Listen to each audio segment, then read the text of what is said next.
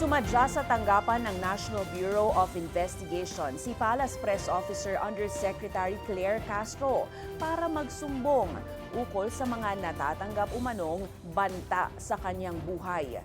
Ipinablotter ni Castro sa ahensya ang Facebook post ng Luminous by Trixie Cruz Angeles and Ahmed Paglinawan page na umano'y banta sa kanyang buhay. Sa naturang post noong January 2, nakasaad ang mensahe kay Castro na quote, "Oras na ilaglag ka ng humans mo.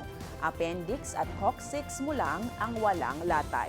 Lumabas ang post matapos tawagin ni Castro na Chucky si Vice President Sara Duterte noong Desyembre. Ayon sa opisyal, pinag-iisipan pa niya kung maghahain siya ng kaso pero sa ngayon, ipinagbigay alam muna niya sa NBI para kung sakali umanong may mangyari sa kanya ay nakareport ito at ang mga taong nasa likod nito.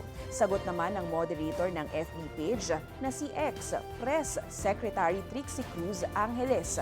Pagtatangka lang umano ito para pigilan ang malayong pagpapahayag at kritisismo sa kasalukuyang gobyerno.